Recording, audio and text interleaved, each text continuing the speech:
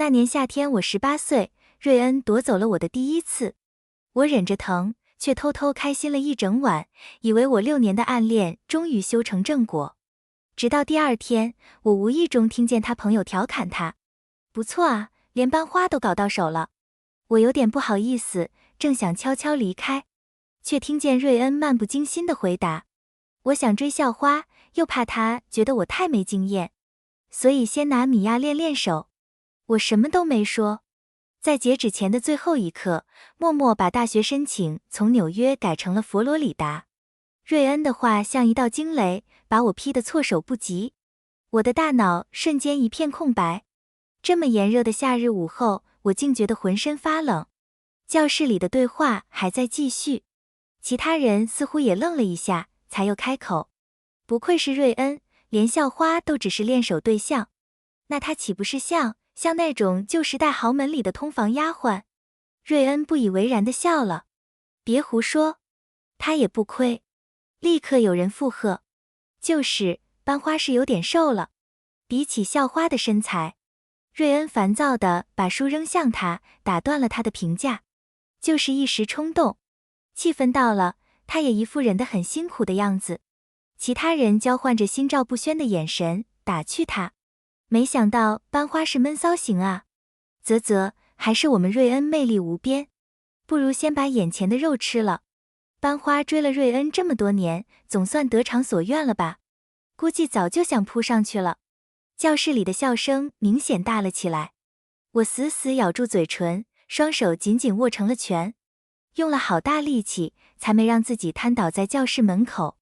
走廊尽头传来脚步声，我回过神，慌忙逃离了现场，慌不择路地躲进了卫生间隔间，眼泪早已不受控制地涌了出来，带着心碎和屈辱。瑞恩的话在我脑海里反复回响，几乎击溃了我全部的自尊。如果不是亲耳听到，我绝不相信他和昨晚那个与我热烈缠绵的是同一个人。原来不爱也是可以做这么亲密的事的，即使在最意乱情迷的时刻，也是可以撒谎和欺骗的。我傻傻以为的修成正果，在别人眼里不过是个笑话。我越哭越伤心，却又不敢发出太大声音，身体不住地发抖。过了很久，手机震动了一下，是消息提示音，瑞恩发来的。你自己打车回家吧，我们班今晚有聚会，不方便带你。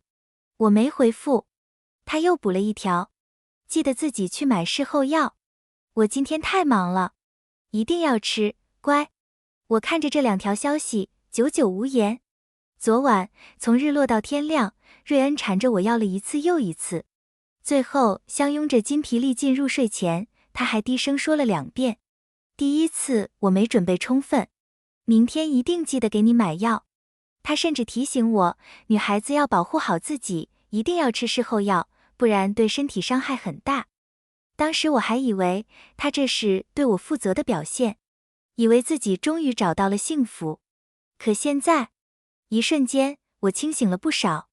我狠狠掐了掐手心，强迫自己停止哭泣，擦干眼泪，整理好情绪，我走出了卫生间。不好意思去药店，我只好在网上买了药。等配送员放在门口后，我又等了很久，才敢偷偷摸摸出去拿。眼含泪水吞下药片后，我仿佛失去了所有力气，只是麻木地坐在地毯上发呆。从瑞恩家搬来隔壁开始，我像只小狗一样跟在他身后，已经10年了。我从没想过没有他的世界会是什么样子，也不敢想。但从今以后，我要一个人走了。落地窗外，万家灯火次第亮起，又渐渐熄灭。不知过了多久，闺蜜丽丽打来了视频电话。米娅，你今晚怎么没和瑞恩一起来我们班聚会？结果文科班那个克莱尔来了，你不在，他就一直黏着瑞恩，2人腻歪死了。丽丽把摄像头转向那边，灯光昏暗的包厢角落，瑞恩和校花克莱尔坐得极近。克莱尔今晚穿着露脐装和紧身牛仔裤，细腰长腿展露无遗，2人明显脱离了人群，连说话都像在耳鬓厮磨，暧昧的气氛隔着屏幕都能感受到。我的心口控制不住地发紧。瑞恩下午刚说想追她，看来晚上就已经成功了。克莱尔抽到一张大冒险卡牌，要求他选一位男生做俯卧撑，必须是男上女下的姿势。毫无意外，瑞恩立刻自告奋勇。大家开始起哄调侃，克莱尔脸红红的，乖乖在沙发躺下。瑞恩撑在他上方，轻松做了几十个俯卧撑。他全程都很克制，小心地避免触碰到克莱尔的身体。直到最后一个，不知是忠于力竭，还是有意为之，他没撑住，直接整个人摔在了克莱尔身上。周围的尖叫声更大了，几乎掀翻屋顶。瑞恩和克莱尔的脸都更红了。在众人疯狂的起哄声中，瑞恩索性低头吻住了克莱尔。两人忘情的拥吻，旁若无人。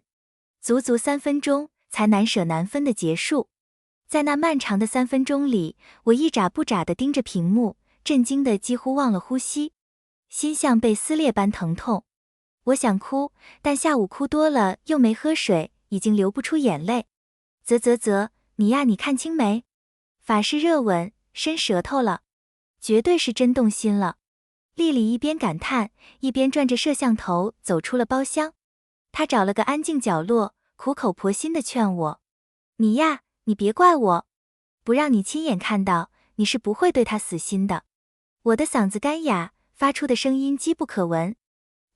不怪你，只怪我自己，傻傻付出了这么多年，还以为瑞恩允许我一直跟着他身边的位置就永远是我的。我就是看不惯瑞恩，他凭什么吊着你这么多年，明知你喜欢他，还装纯情少年，眼睁睁看你越陷越深。现在你看清了就好，我真希望你能认真考虑一下，别让他再浪费你大学4年了。不会了，丽丽。我打断他，平静陈述，我不会再给自己机会了。丽丽，我决定了，我要和你一起去佛罗里达上学，但你要答应我，暂时保密。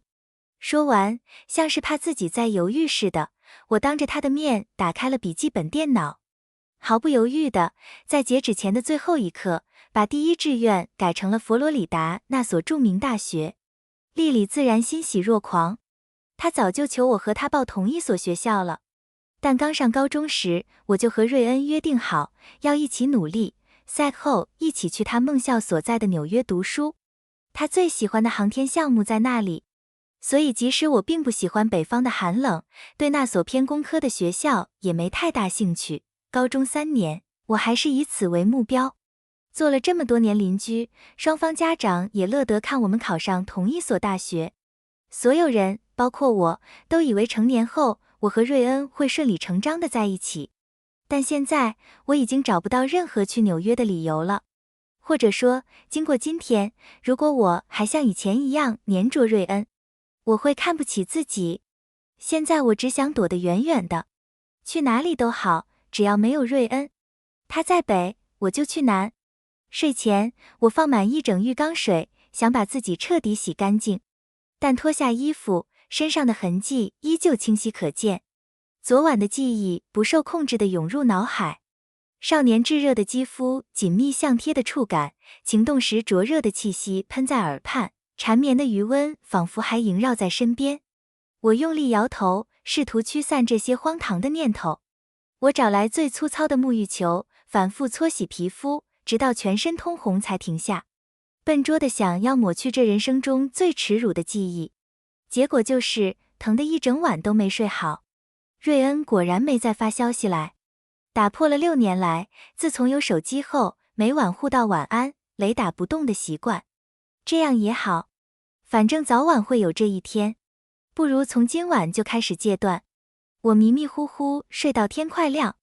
第二天早上，我正睡得沉，梦中忽然感觉有人轻轻吻了吻我的额头。我猛地惊醒，睁眼却看到熟悉的下颌线和喉结。上方笼罩下来的气息是瑞恩最喜欢的雪松香，夹杂着一丝陌生的若有若无的柠檬味。我差点忘了，瑞恩还知道我家的门锁密码。见我醒了，瑞恩索性往下移了移，低笑着要来吻我的唇。我急忙偏头躲开，推开他，缩到床的另一边。瑞恩愣了一下，随即失效。现在知道害羞了？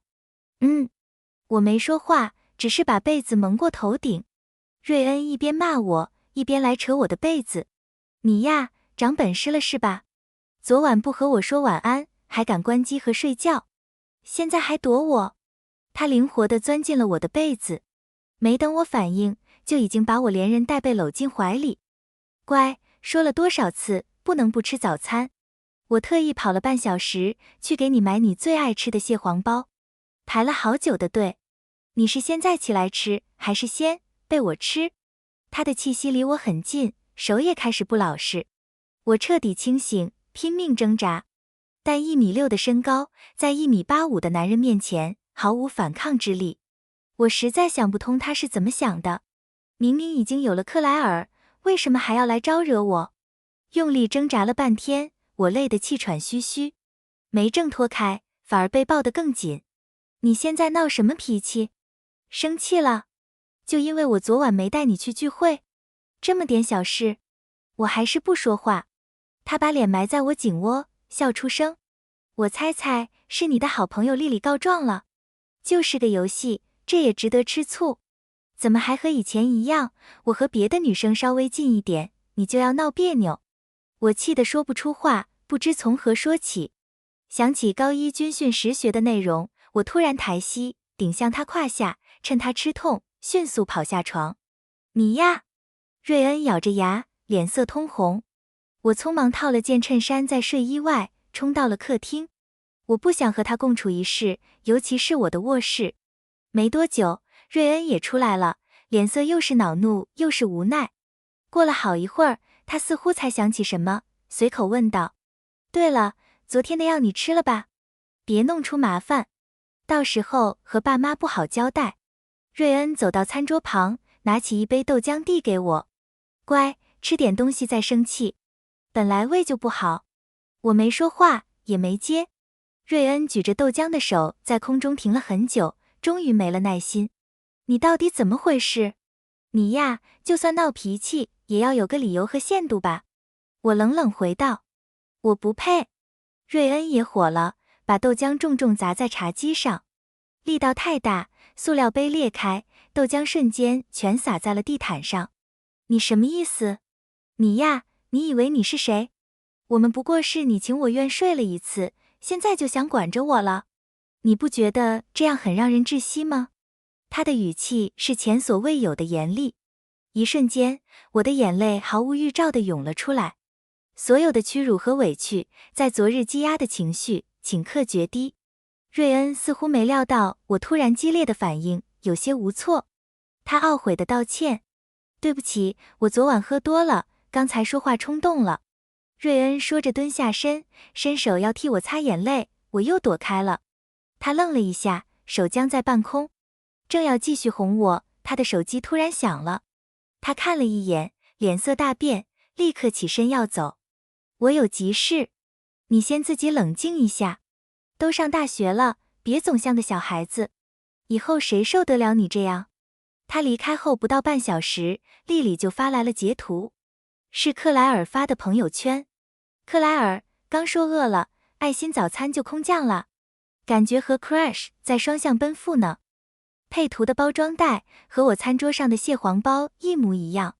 我没回复，只是默默擦掉眼泪，蹲下身，仔细清理瑞恩打翻的豆浆。努力了很久，我悲哀地发现，污渍早已渗进羊毛地毯深处，无论如何都清理不掉了。一气之下，我索性把整张地毯都扔了。反正也是瑞恩和他爸妈一起去尼泊尔旅行时，逛了一下午，精心挑选病人肉杯回来送给我的。顺便，我把瑞恩放在我这儿的所有东西，以及这些年他送我的大大小小的礼物，全部收拾了出来，连合照也没放过。花了一整天时间，全部打包扔掉。想来他也不会再要这些旧东西了。瑞恩那天走后，连续几天都没消息，想必是和校花进展顺利，或者在等我先低头。以前每次冷战，总是我先服软，无一例外。但这次我没联系他，也没必要再联系了。